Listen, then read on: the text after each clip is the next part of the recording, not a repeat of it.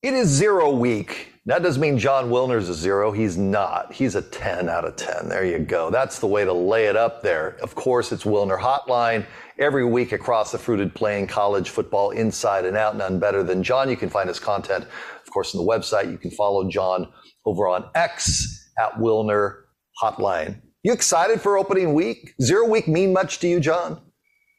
I'm excited because it's the start. There aren't a lot of great games. Florida State's playing. That's great, but it's not. There have been week zeros in the past that have been more attractive. Nonetheless, it is college football. I believe it is from now until late January. There will be football every weekend. It's just the NFL, the weekend between the conference championships and the Super Bowl. But I'm excited for football. Finally, it felt the last few months waiting for it. It felt like a few years. Mm-hmm. Let's go. Well, I'm excited because of the new rules in play. And I think for the audience, the CFP that this week won, Florida State, Georgia Tech may not move the needle in some years. This year, it moves the needle in a big way, because if we're talking about teams in the expanded playoff, Florida State is expected to be one of those teams. Mike Norvell brings quarterbacks along. DJ Ongilele is now there. The offensive coordinator is not there because he has a show cause for the first 3 weeks. So Norvell's got to work with him. Florida State, let's just talk about them. In your mind today, as we're coming into the first week of 0 week, I should say, are they a CFP for sure this year? I don't think for sure. Remember, the ACC and the Big 12 are guaranteed to send their champions to the CFP. But if you don't win either of those two leagues, I think you're on the bubble. There's 7 at-large spots. We know the Big 10 and the SEC are going to gobble up probably 3 each, certainly 2 each. Notre Dame is always a candidate for an at-large if they win 10 games. The way I've kind of done the math, back-of-the-envelope math, the ACC will get one at-large team maybe every other year. Same with the Big 12. So if Florida State doesn't win the ACC, they're going to be on the bubble in that at-large race. It's really interesting how the whole math is going to work, and the dominance of the Big 10 and the SEC in terms of gobbling up all those playoff spots. Certainly, Florida State's got a chance if they don't win the ACC, and it will be very interesting to see how that race unfolds, because Clemson should be good. I think Miami has got a chance. SMU is a sleeper team folks should be paying attention to. ACC will be really interesting this year. The newcomers out west, Cal and Stanford, they are kind of back burner, but it should be very interesting between Florida State and Clemson and Miami. In Florida State's situation, the hangover over what happened last year in the bowl game where they just got destroyed by Georgia, okay? And there are players on that team that just rolled over and they had their belly scratched like fleas on them. They didn't want to play. And so there's that side of it. There's the side of, does Florida State even want to be in the ACC? They're trying to get out. We're talking 18, 19, 20, 21-year-olds that are hearing all this chatter and all this noise, and it just feels to me like Georgia Tech has a young quarterback that's coming into play. It's one of those games, Jon, where you look at, I wouldn't be surprised to see a close game, Georgia Tech, Florida State. On the surface, yeah, Florida State should win 38-0 if we're just talking. I think there's a lot of distractions around that program. There are, and you never know what will happen in week 0. There's no exhibition games. Yeah. You can get funky, things can happen. I do wonder about the dynamic inside that Florida State locker room. They've lost a lot of the guys that had to deal with the CFP disappointment. So has Norvell really been able to kind of push the dark clouds away and restart with basically a new attitude, a new dynamic inside the locker room? I don't know. Those kind of things have a way of just kind of hanging over. You know how the Super Bowl, there's that whole thing about the Super Bowl runner-up never makes the playoffs the following year because it's just kind of such a letdown. I wonder if Florida State's going to encounter a little bit about that. However, they've got a lot of talent. The ACC is not loaded with great teams like the SEC and Big Ten. They certainly have got a great chance to win it. If they can get to 10 wins, they're going to be in the hunt for the for an at-large berth. But it will be very interesting because the week 0, the season openers, you just never know what's going to happen. SMU, you brought them up earlier. So SMU, Nevada on the surface just looks like SMU has had a good off season. SMU has got people behind the scenes that said, we'll just fund the collective. SMU is now moving up in conference. SMU is one of those programs this year that, like, I'm big on them because I think they have a lot to sell. They have the dollars. They're growing. They're growing. They had a terrific year last year. They got a lot of returning starters, continuity of the coaching staff, and it has been a big party there since they joined the ACC on July 1st. A lot of momentum for that program, tons of excitement. So are they set up for a little bit of a letdown? Going to Nevada, easy game to overlook, but playing at Reno, you got the altitude, home team as an underdog. We'll see. It's a little bit of a tricky situation for SMU. I kind of agree with you. I think they're going to be really good. I wouldn't be surprised if they won the ACC, to be honest. But this is kind of a separate situation, non-conference game, season opener. Never know what could happen. Jon Wilner with us, Wilner Hotline, as always. Okay, Boise State. We're talking about the Group of 5 team right now that you would say this is the team that will end up being there at the end. Is Boise State atop your list? 1, 2, shocker that Malachi Nelson was not named the starting quarterback. Here's a guy that was at USC that's supposed to be all everything, best quarterback in the nation. Dirk Cutter is consulting up there. I know Dirk well from Arizona State's days. Dirk has a lot of trust in that new coaching staff. Malachi, you're on the bench. Is Boise State your pick for the Group of 5? They are my pick. They finished last season strong. Spencer Danielson, who was named coach last year, has got a full offseason to continue the momentum. I love Boise State. They are my pick. I think Memphis we should keep an eye on Memphis. To me, they are the kind of the second favorite to get that Group of 5 bid. And remember, the Group of 5 for the first time is guaranteed a spot in the playoff. Yep. The highest ranked Group of 5 team will make it probably as the number 12 seed, which means they have to open on the road against the number 5. But the highest ranked team in the Group of 5 is guaranteed to be in the playoff. So that makes everything that's going on in the American, in the Mountain West, Conference USA, much more interesting than it has been in the past. Boise State, Memphis would be number 2 for me in terms of the most likely playoff contenders. Yeah, and of course, we think back to Boise State many years ago at the Fiesta Bowl, making it all the buzz around Boise for that to be in a national space. I was at the Fiesta Bowl kickoff luncheon last Thursday, I should say, and the buzz around the bowl is much different than what I've heard the last several years. The last several years, John, the Fiesta Bowl and these other bowl games have been wallpaper for ESPN. They put the game on the air, it's 3 hours of programming, and that's it. This year, the Fiesta will be on New Year's Eve afternoon. It will have the game that will be part of the CFP. There is added buzz to it. I'll be interested to see if the fan base travels because it'll be the winner of the first week of games coming into Glendale. So will there be a lot of fans that come, the cost of it and all that? What do you think of the new CFP for these bowl games? It's good for some. It's bad for others. It's good for the Fiesta. For the New Year's 6 games, every year, there was a few that were not part of the playoff, and so it was easy to forget, like last year, Fiesta with Liberty and Oregon.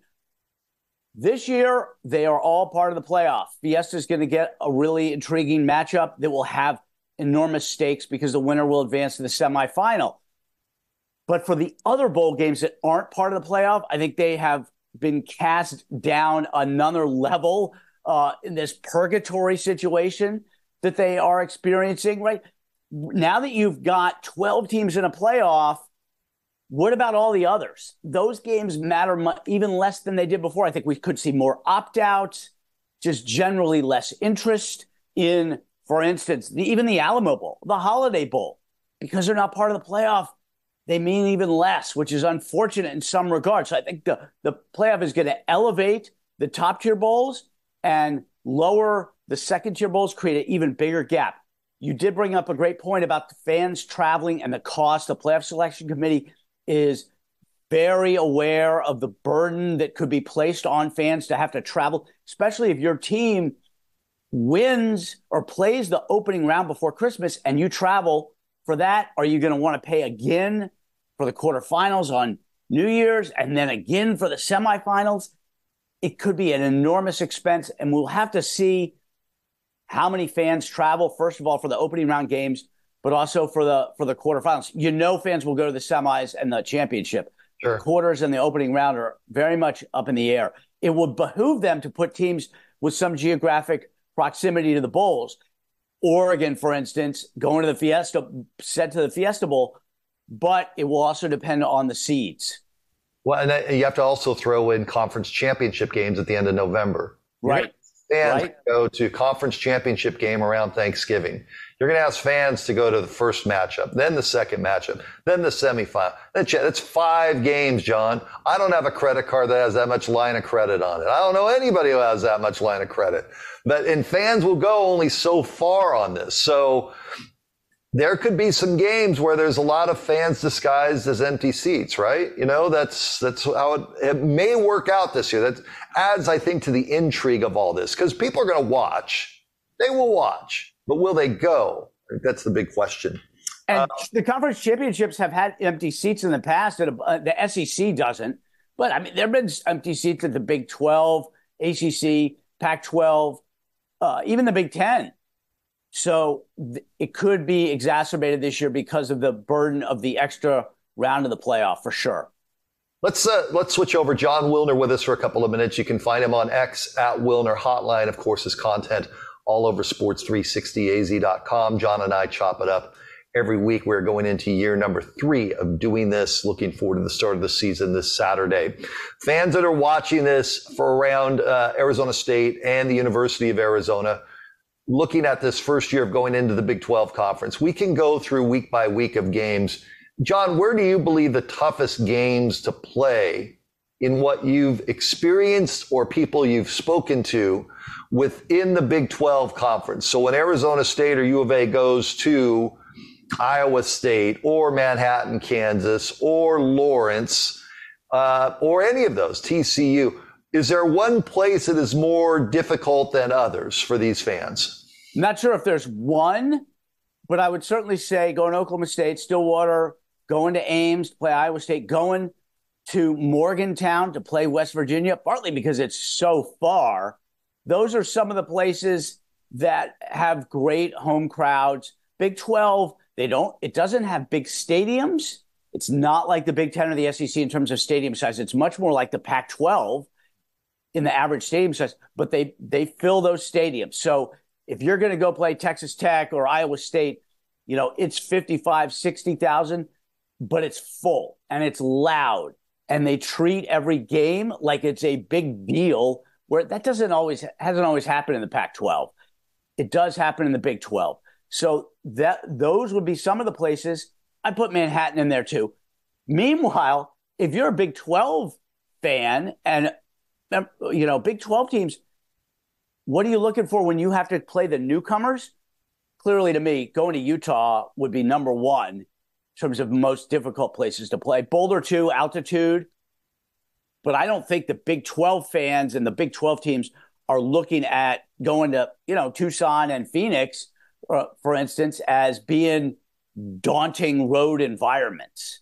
So we'll see how the Arizona and Arizona State end up drawing for some of these teams. Are fans going to care about going to see, you know, the Iowa States and the West Virginias and the Cincinnatis? I don't really know that those are going to be big draws, to be honest. Well, I think there's going to be some home games at Arizona State and U of A that will be conventions for the opposing team. I think you're going to have people in Manhattan, Kansas, because they travel anyways. It might not be the best example because they're crazy there. They're purple Manhattan goes anywhere. But they're going to say, hey, look, we want to go golf and we're going to eat a lot of steak and we're going to go hang out and we're going to get out of the middle of nowhere and we're going to go make a long weekend out of it. I think it's going to be great for the Tempe tourism people and for the Tucson tourism people in certain cases. I think that the other side of the coin, you talk about the travel distance. I don't know off the top of my head. I think going from Tempe to Pullman may be about the same as going from Tempe to Morgantown. I could be wrong on that. It's a long day. It is. I do think Central Florida, same deal. Cincinnati, there's some long trips for sure. There's some long trips. And the other thing is there's the time zone change. That's what you don't get with, Pullman, for instance, if you're an Arizona school. And there is certainly something to the shifting, going 3 time zones away to play, then coming back home. That's the element that all the West Coast schools in all their new conferences are really going to have to deal with. It's the distance and the time change. Well, and I can only say this, I'm very much looking forward to football season. For some reason, I'm much more looking forward to basketball season because I think having KU as part of the deal and U of A and ASU, and Bobby's building the thing in the right direction.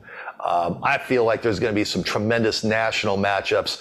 Right now, as the season kicks off in football, we don't have a whole much of national attention on the Big 12 or on the new teams coming in. It's just the way it is. I would say one last thing, or one last question for you. If we're talking about Big 12 and Heisman Trophy candidates at the start of this year. Right now, the national Heisman probably be Beck at Georgia, Gabriel at Oregon. Those are a couple names. Around the Big 12, is it the running back at Oklahoma State got in trouble, Madsen? Is it Noah Fafita? Do you have some names, John, just as maybe dark horses start of the season? You always have to start with quarterbacks when you're talking about the Heisman. I think Shedeur Sanders at Colorado is probably got a really good chance. If they have a good year, because he will be put in position where he's got to make plays, lots of yards, lots of touchdowns. The spotlight is always on Colorado because of Deion. Travis Hunter too, then. Travis Hunter too, right? Travis Hunter as well. Yeah. Corner, especially if he can play both ways. We'll see how long he can hold up as a receiver and a corner. Both those guys, I'd say, would be on the top tier of the Big 12 contenders. And the Big 12 contenders are the second tier of the national contenders. Ollie Gordon at Oklahoma State, yes. Cam Rising at Utah, keep an eye on. If Utah wins the Big 12 and Rising stays healthy, he'll be in the discussion. I'm not sure that Noah Fafita and Tet McMillan at Arizona, it's one of the best quarterback receiver combinations in the country. Will they cancel each other out? Will Arizona play enough big games? We'll have to see. Certainly those guys would be on the list of the preseason Big 12 contenders. But like so much else in college football, it tilts so heavily to the SEC and the Big 10. The Heisman, the playoff, the TV windows, everything about the AP poll, dominated by those two conferences. It is a new era, and the Big 12 and the ACC too.